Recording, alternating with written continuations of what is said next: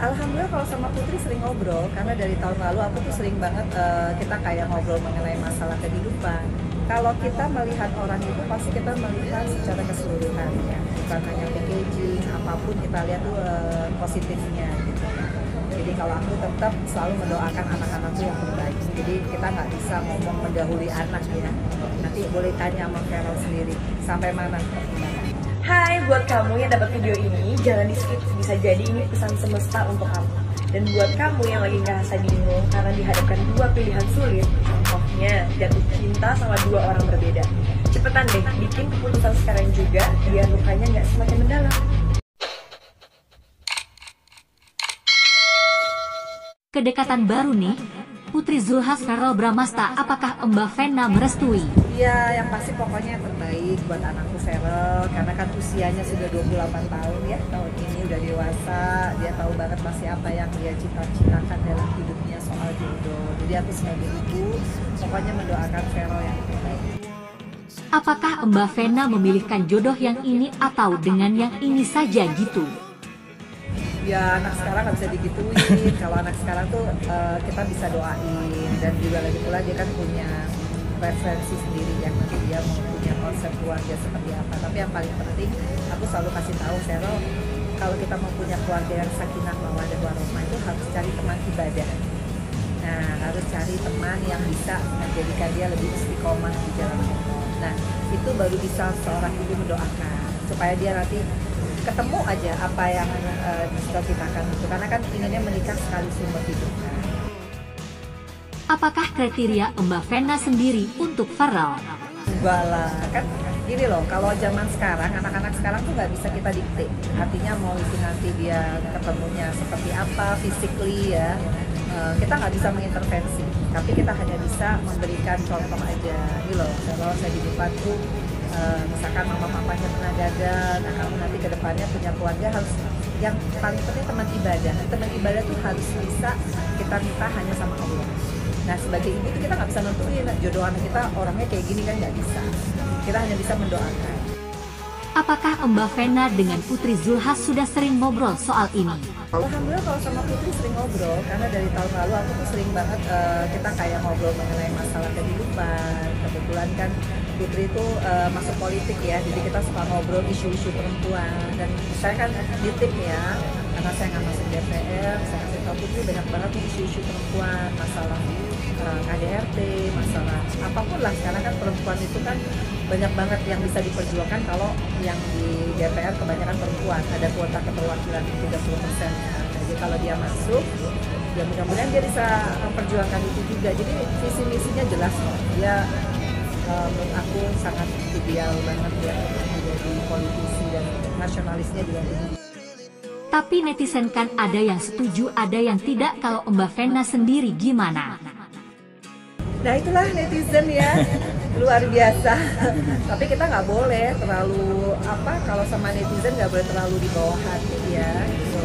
Jadi aku juga yakin Putri sudah teruji ya, karena kalau kita ke politik itu jangankan netizen, kita harus firm, kita harus nggak boleh baperan gitu. Jadi aku rasa Putri bisa cukup melihat itu sebagai ini aja, sebagai masukan, jangan kebawa sama netizen.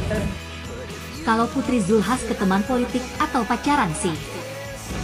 Nah itu biasanya saya mau tuh yang bisa kasih statement, karena kalau aku kan, kita nih kalau ibu nih nggak bisa terlalu yang oh ya gini ya, kepo gitu juga nggak bisa. Pokoknya doain yang terbaik buat Cheryl. Kalau Farel ada tidak obrolan untuk target nikah? Dia kayaknya mau ngobrol sama aku. Kemarin di Jepang kita sibuk pindah-pindah kota, tapi nanti once dia bilang katanya kita mau ngobrol. Ya kita tunggu aja gimana Carol. Kalau Mbak Vena maunya tahun ini atau tahun depan? Wah itu lagi. Kita nih bukan kayak zaman dulu ya, yang ibu tuh harus nentuin kapan menikah, terus harus orangnya kayak apa, tuh kayak zaman dulu. Kalau zaman now, anak-anak sekarang tuh harus kita kasih kepercayaan, harus kita doain terus menerus yang terbaik, dan harus kita support. Karena kalau jadi ibu kita terlalu annoying, nanti hasilnya malah nggak bagus. Jadi aku belajar untuk jadi ibu yang menyenangkan anak gitu. Di zaman yang sekarang kita harus kayak teman. Apakah Farel sama Putri pernah kemana atau makan bareng gitu? Kemarin waktu lebaran hari kedua ya kita makan malam bareng gitu, sama Putri juga. Waktu buka puasa juga kita makan buka puasa juga. Jadi memang sering ya. Karena kan aku juga dari tahun lalu aku pernah minta Putri jadi bintang tamuku di YouTube channel aku. Jadi aku tahu sedikit banyak gimana sih pola pikirnya gitu ya. Dan aku cukup salut karena sebagai anak menteri tapi dia mau bekerja keras, dia punya bisnis yang bagus juga, punya time management yang bagus, sebagai ibu yang baik juga, dan gak mudah ya kalau jadi single mom, saya tahu banget gitu. Dan sekarang berhasil di dunia politik, mudah-mudahan ini stepping stone dia untuk bisa terus mengembangkan diri karena kontennya bagus banget dari Putri ya, punya modal untuk bikin politik. Kalau soal sosok Putri sudah cocok sama Farel tidak? Kalau kita melihat orang itu pasti kita melihat secara keseluruhan ya, bukan hanya packaging, apapun kita lihat positifnya gitu. Jadi kalau aku tetap selalu mendoakan anak-anakku yang terbaik. Jadi kita nggak bisa ngomong mendahului anak ya.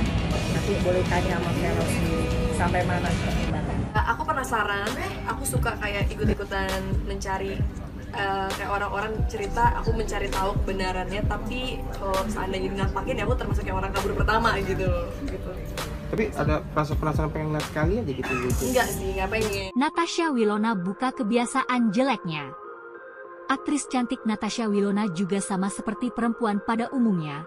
Meski penampilannya selalu dapat pujian, namun Natasha Wilona mengaku juga punya kebiasaan buruk yang tidak harus ditiru.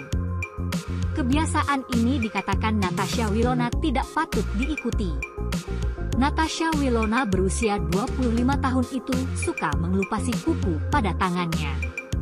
Suka ini, ngelupasin kuku kalau nggak kutek. Iseng mainin tangan nggak sadar kukunya diginiin, dikelupas.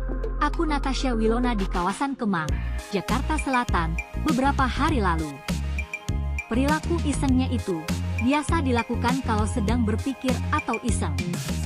Padahal mengelupasi kuku bisa menyakiti diri sendiri. Makanya aku selalu berusaha pakai kutek untuk tidak melakukan kebiasaan buruk itu.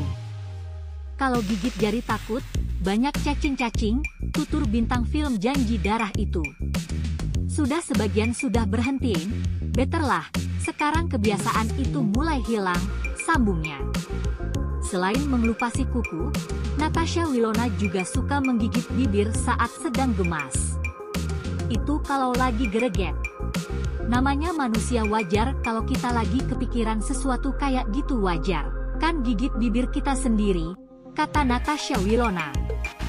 Selalu mendapat pujian pada penampilannya, Natasha Wilona mengatakan dirinya tak pernah merasa cantik. Aku nggak pernah merasa cantik, yang ngomong itu orang lain. Setiap ditanya aku ngerasa biasa aja, masih banyak yang lebih cantik. Kalau kita pergi keluar sana fisik bukan segalanya dan bukan tandingannya. Mungkin perspektif orang, cantik kan relatif, tukasnya.